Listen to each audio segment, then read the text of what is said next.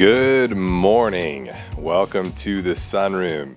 I am relieved and overwhelmed and grateful. And I'm feeling a lot of different feelings today because this is the first podcast, P-R-A-R.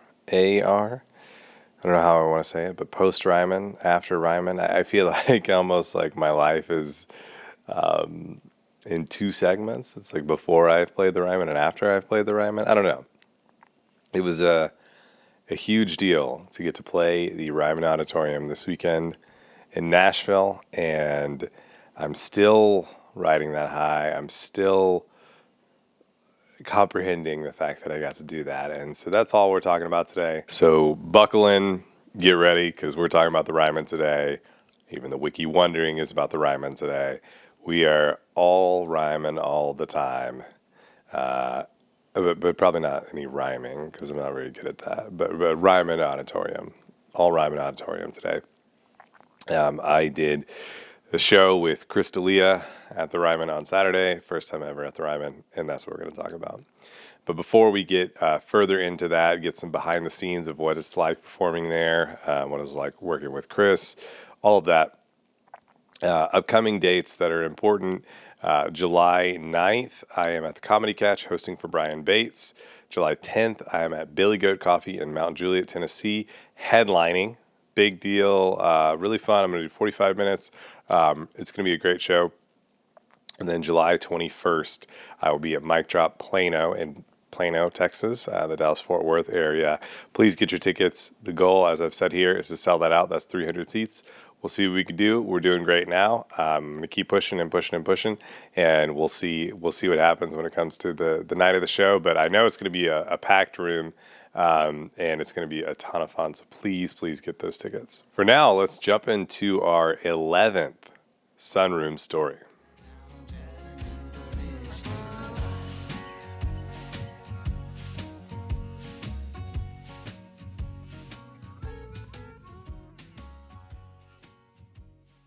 So it's always been a bucket list item for me to see a show at the Ryman. It is, if you've not heard of it or you're not familiar with it, it is, maybe the most iconic music venue in the country, especially if you love country music like I do. Obviously, they do all kinds of other things there too. But it never once really crossed my mind that I could perform at the Ryman. I mean, if you know my story, if you listen to the first episode of this podcast, I've been doing comedy for less than 4 years. I have my career has really taken off in the last year and really taken off in the last about 8 to 10 months. But even with any of the things that I've done, doing the Ryman has not really seemed like something that would be a possibility.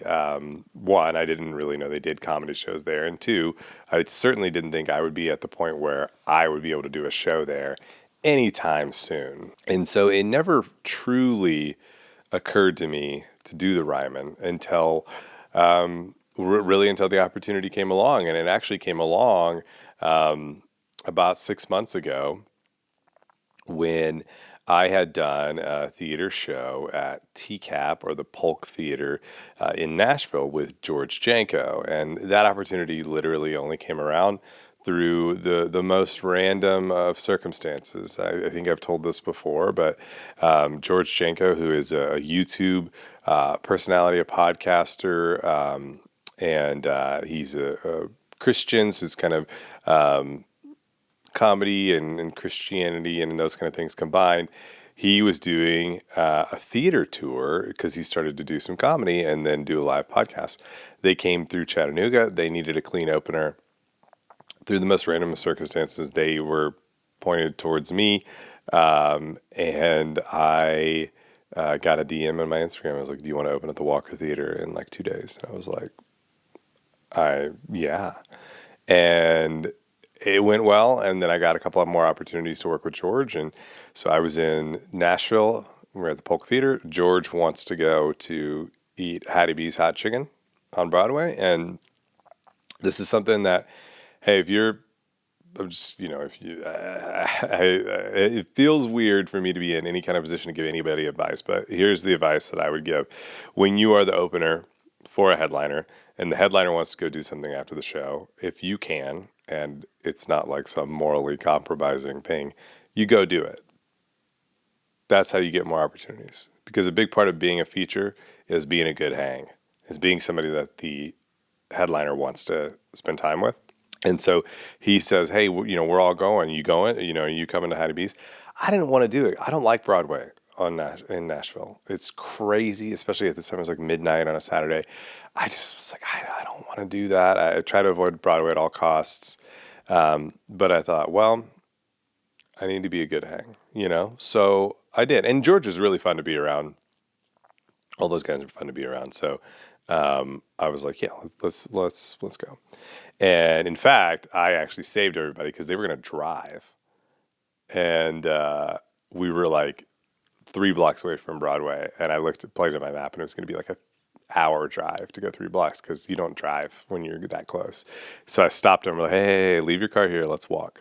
So we were walking, and we walked past the Ryman, which is just off Broadway. And I mentioned to the booker promoter guy, I said, we passed the Ryman, and I just said something along the lines of, man, playing the Ryman would be amazing. I didn't think that was, I really didn't even know if they did comedy shows. I was just like, playing the Ryman would be the coolest experience. And he looked at me and he was like, I'll get you. I got you. And like gave me a date. I was like, I trusted him, but it was so far out that I was like, okay. But I just couldn't. I still was like, I don't believe that this is going to happen. And even as the date approached, I was like, I don't believe this is going to happen. And the thing with comedy is that a lot of stuff is very up in the air, and it's very uncertain. And in fact, to be honest, the first date that he told me did get canceled, but not his fault. The headliner for that date wanted somebody else.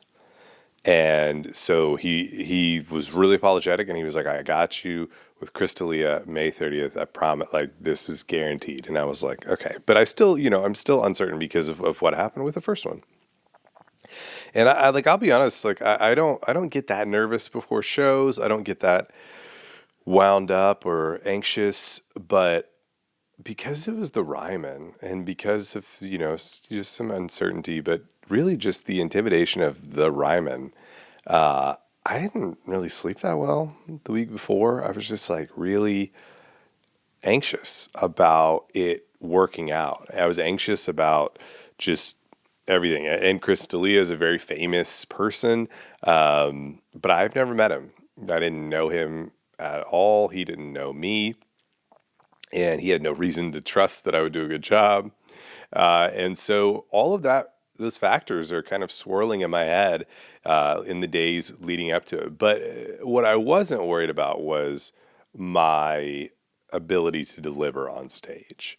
Of course, there was in the back of my mind, what if you bomb at the Ryman, right? But then I thought was, well, at the very least, I still have the Ryman on my resume, right? I could just, no one needs to see the video if I don't do well, right? Just show them a picture. But that was not really a worry. I'm very confident right now in my comedy and how I'm doing on stage. And then getting to do the shows in Panama City the week before and run through 20-minute sets in front of audiences that were 100, 150 people, but they were packed out. They gave me a ton of confidence because those shows went really well. And I was feeling really good about my 20, really good about just how I was doing on stage. And so the nerves of performing weren't there. It was really just the nerves of, is this going to happen? What's it going to be like working with Chris? What's it going to be? All of those things. That was the worry. But the actual performance, I'm pretty confident in. And so I get there. I got there very early because I didn't know how I was going to go setting up my camera and all that stuff. And I'll just say this, like from the top, the Ryman staff is the most professional I've ever worked with at any venue. And that's not to say that I worked with unprofessional people, but they were just so far beyond the professionalism of every other place I've gotten to work. Well-oiled machine, lots of staff, people kind of everywhere doing all kinds of different things, but it just was running so smoothly. And a really cool thing was like the sound guys, they were like, hey, we'll just send you our audio from the microphone and the audience mics. And that way, you don't have to worry about your, miking yourself up or anything like that, which was incredible. And so the audio I have on my microphone is the best I've ever had. And then I also mic'd the audience with my camera. That's a little inside baseball thing for maybe any other comedians listening. I use a shotgun mic on my camera so I could capture the audience better, because even though they said they were audience mics, their audience mics were really, really, really, really low. But my microphone audio is perfect. It was so crisp. But they did that for me. And then actually the sound guy started my camera for me, because it's way, it's further up in the balcony. I would not have been able to go up there, turn it on, all that stuff. So just like little things that they were just really great at. The backstage, I thought, this older theater, I thought, well, this backstage is going to be old, right? It's going to be small, old. That's fine, though. It's going to be historic, because I'll be like, man, Johnny Cash was here and all this stuff. Well, it's not. It's actually new. It's very nice. My dressing room was incredibly nice. The bathroom was like, they had a shower that was nicer than my shower at home. We have a pretty old shower here, to be honest. But it was like, I was like, man, I wish I had showered here. I would say I showered at the Ryman. But it was just like unbelievably nice. Like it was all so nice, and all the snacks, all that stuff you want. But walking around, I mean, there's the Johnny Cash room. There's the maybe like the George Strait. I don't remember. There's just like all these rooms named after big artists, and there's photos on the wall of like everybody you could possibly imagine, right? Obviously the ones Johnny Cash. There's Elvis, who Elvis only played there once. He played one time at the Ryman when it was the Grand Ole Opry. We'll get into that in the history section, but he bombed, right? I was like, if I bomb at the Ryman, so did Elvis, but. I don't think I'm going to, but if I do, Elvis did too. But then you have like, because it's so old and it wasn't just used for country music, you have pictures on the wall of, like when I was talking to Chris, I looked behind him and I said, that's Houdini behind you. And that's Teddy Roosevelt. That's Martin Luther King Jr. Like, this is where people would come to give speeches and stuff too. And it's pretty intimidating, because it's the same stage. The backstage area is nice and new, but the stage is the same. And the people sit in pews because it's the mother church. This was a church. There's the iconic stained glass. I'm a huge music fan, and some of my favorite albums ever were recorded here. I love Charlie Crockett's Live from the Ryman. Jason Isbell live at the Ryman. Like, there's some incredible live Ryman recordings. And Jason Isbell's album cover is the stained glass that I'm like looking at, when I am looking from the stage as I'm getting prepared for the show. And Levon Helm, one of the greatest of all time, one of my favorites. When he was older, he would do these rambles, these shows with a lot of different musicians and artists. He recorded one, Ramble at the Ryman. And it's him and just all these big name artists from Nashville, just singing different songs, covers, things from the band. I mean, it's one of my favorite albums ever, and it was recorded there. Levon Helm was there where I was. It just, all that was Hank Williams. There's pictures of Hank Williams everywhere, and there's these things, and I just had to kind of like look around, appreciate it. I'm glad I got there early so I could appreciate it, and then I had to lock in, and I'd be like, no, but the people in the audience are not here for any of that. They're here for Chris D'Elia, but they're here to laugh.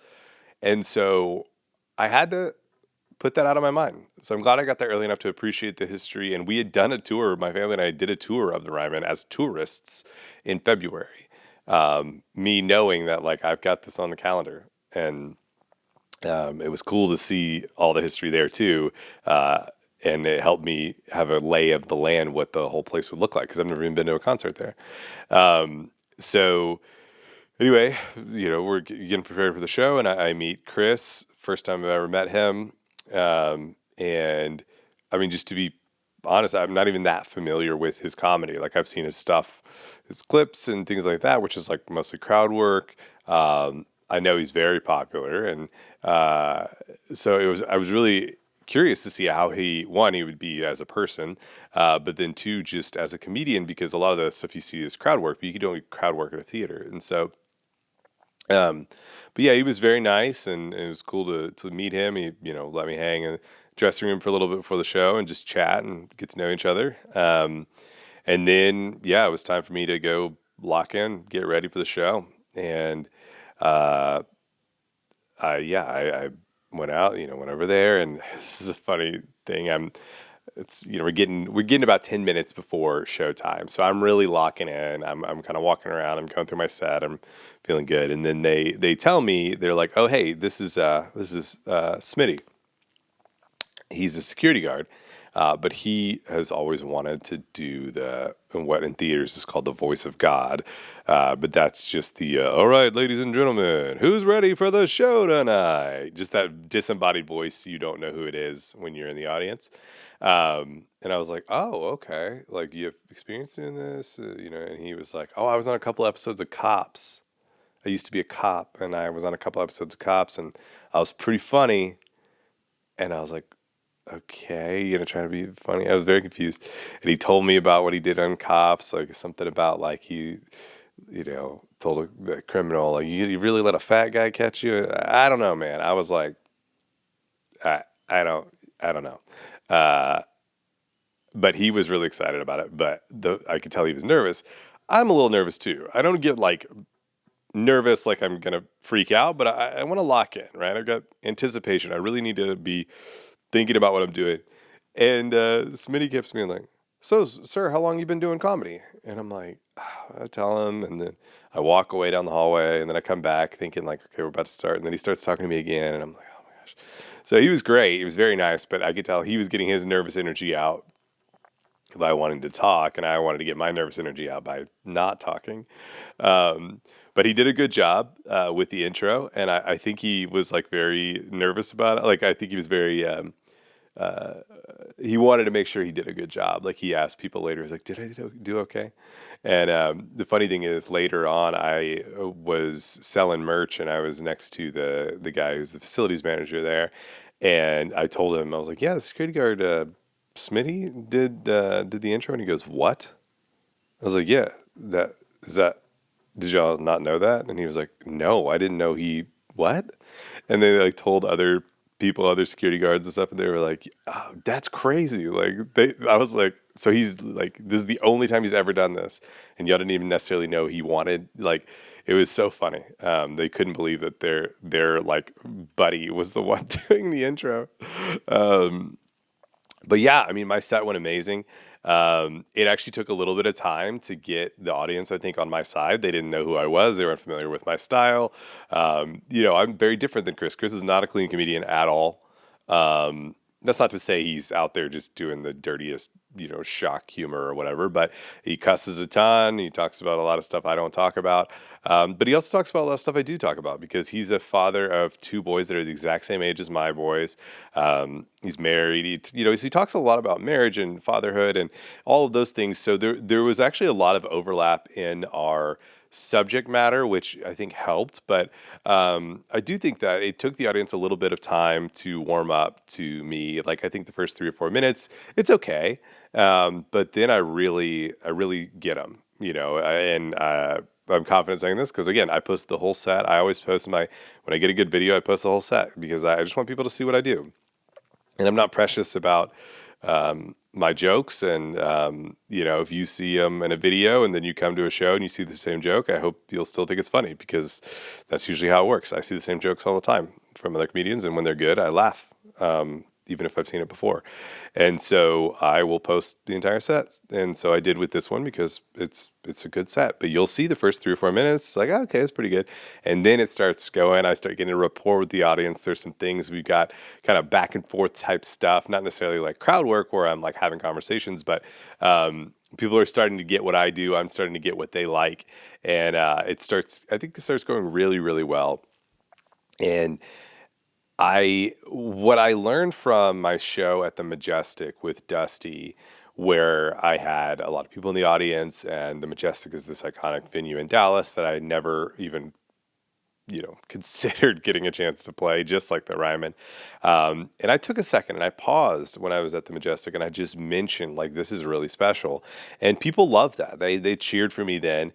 And so I did the same thing with the Ryman. I just was like, I'm at the Ryman. Like, this is unbelievable. And people were like, yeah, that's awesome. Because many of them, it may have been the first time they've ever been to the Ryman. So they're going, this is a special thing for them as audience members, just like it would be if I was in the audience.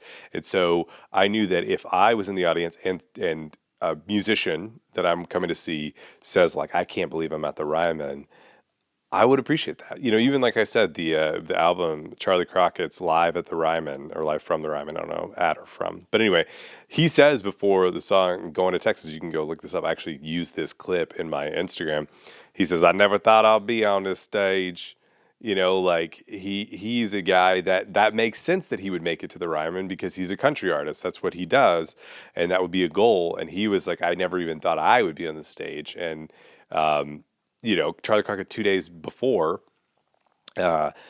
he played the Nashville Rodeo in front of, I don't know how many people are in there, 50,000 people or something, at Bridgestone Arena. So, he's gotten to do all these incredible things since then. But when he recorded that album, I don't know, 3, 4, 5 years ago, he was like, I can't believe I'm here. And I felt the same way. And I when I hear on that album, when I hear him say that, I think that's awesome, that he appreciates the magnitude of the moment.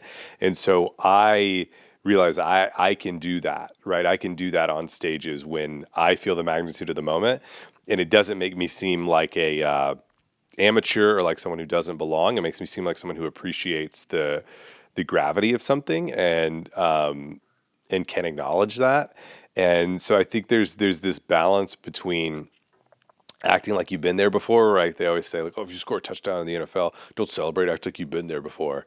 But sometimes you haven't been there before. And if you score your first ever touchdown in the NFL, freaking celebrate, Why do you need to act like you've been there before?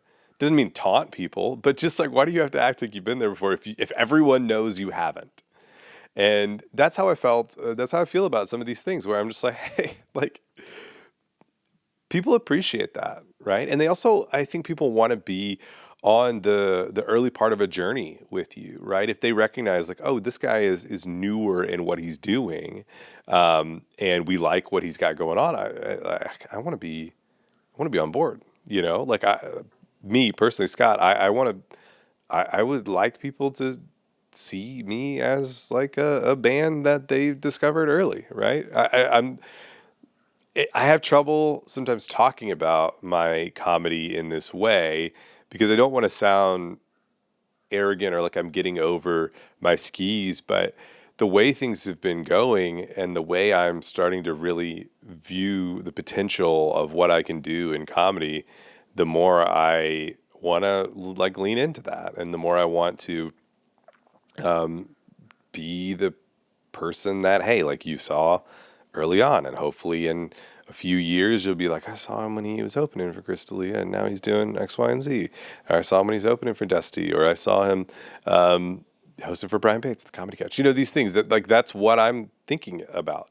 And the reason I have the podcast is to talk like this, right? To tell stories, but to get some of these thoughts out.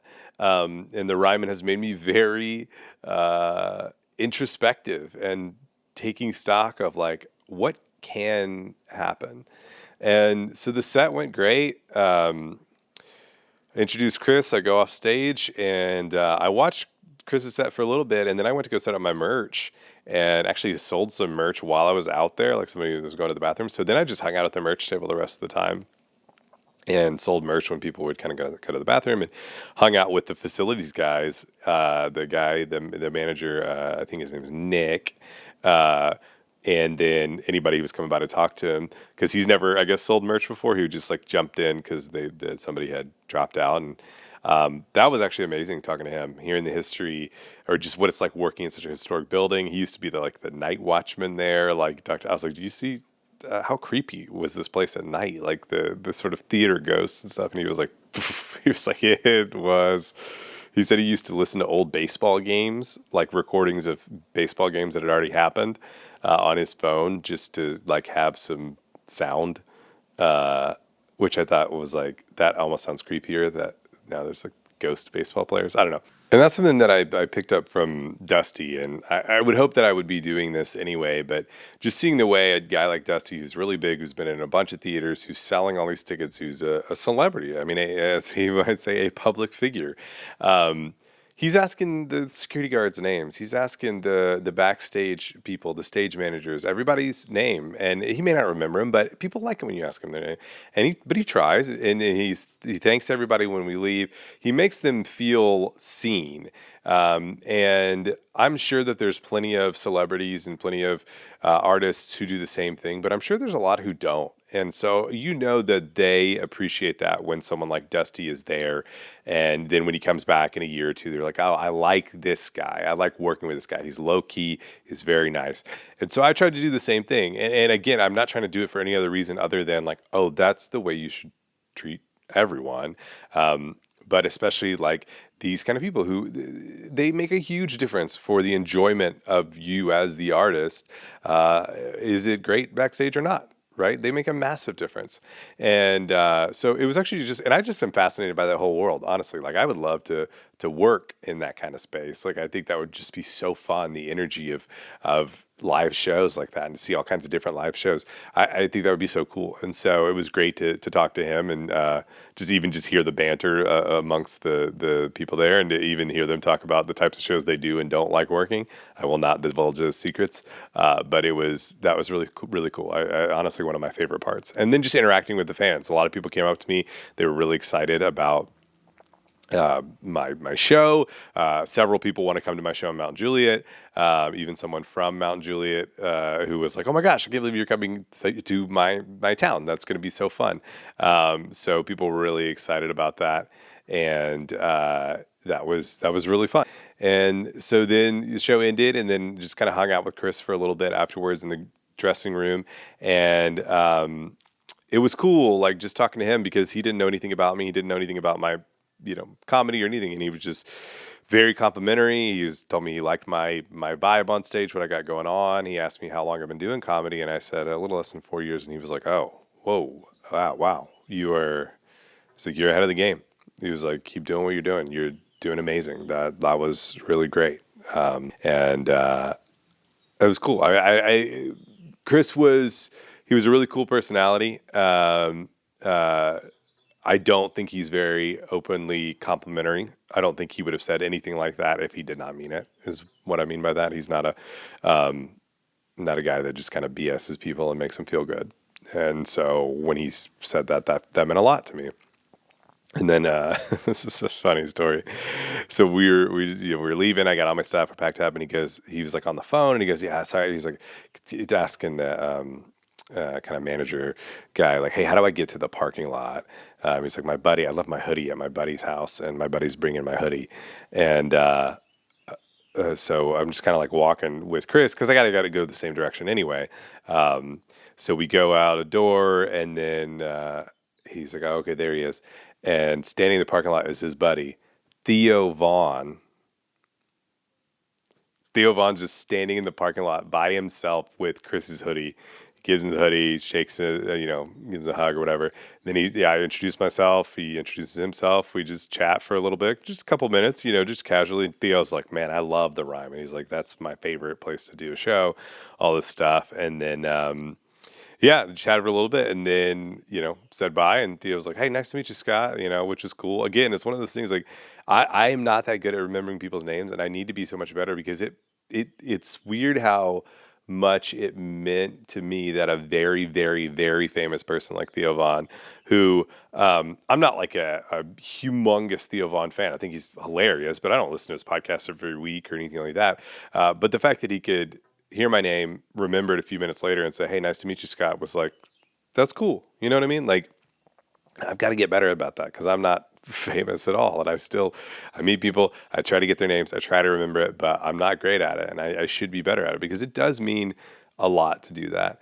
But yeah, then walked over to my car and went to I was staying at my cousin's house. I went to my cousin's house and stayed there. And it was just like doing something like that is so interesting because there's so much that is like incredible and unique and special. And there's this history and there's all that. But at the end of the day, it's also the same because it's just a show. It's an audience with a microphone and a stage. And I can do that anywhere, and I've done that in a lot of places. And so there's a lot that was the same. There's a lot that, I didn't stand on the stage and feel a mystique. I didn't feel like I could have special powers, like the acoustics are amazing. The audience is very close in, even though it's can hold like 2,000 people. It still feels like they're all very close. All of that, yet it's like at the end of the day, it's just a show. And that's always something to remember. I was losing sleep over the show, but it's just a show. A very special venue and a very special show, and one I'll remember for the rest of my life. And like I said, in my career, maybe there's a pre and a post Ryman as I think of it. But it was also just a show, but a very, very special one. And that's your 11th Sunroom story.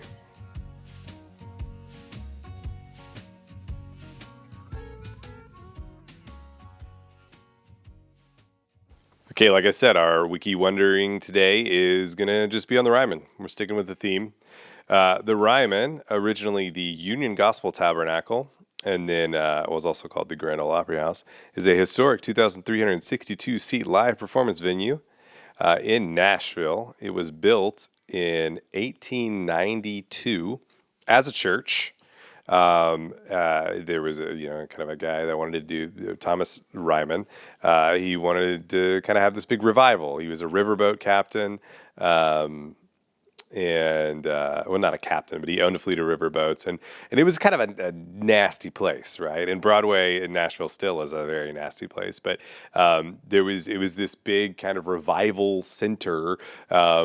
For a very sinful riverboat town of what Nashville was. But then it eventually became this music venue. So from 1943 to 1974, it was the home of the Grand Ole Opry, which was a live country radio show where pretty much every famous country artist you can think of played, and it became known as the home of the Grand Ole Opry. It's funny, I'm reading here on Wikipedia that the dressing rooms were inadequate and terrible back then. Now they're like incredibly nice.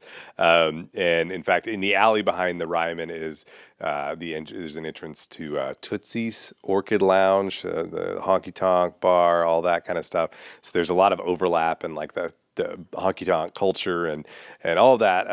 But it was known as the Mother Church of Country Music because it was a church, and then it became the home of country music. And so that's where its kind of iconic status really grew as people were hearing this radio show all over the country every week, and it's live from the Ryman Auditorium. Eventually, the Ryman became kind of inadequate. They built the Grand Ole Opry out of the Opryland where it is today, and so they moved it out there, and the Ryman fell into disrepair for a long time, and it was going to be condemned. People tried to save it several times.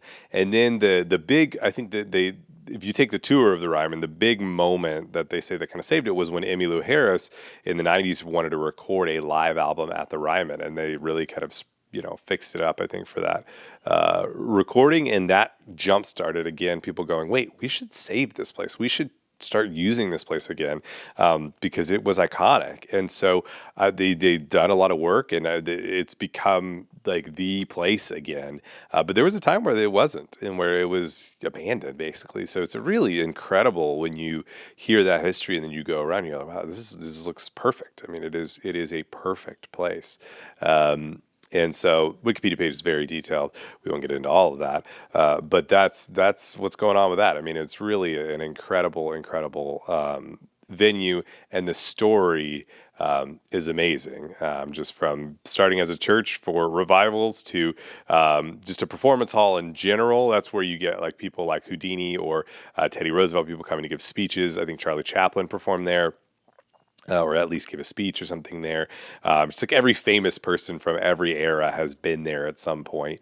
And then for the fact that it fell into disrepair, I'm looking at other people on here, Louis Armstrong, Obviously the Carter family, all of that. I mean, it's just incredible who has played there. And now your boy, Scott Bedgood, has also played there.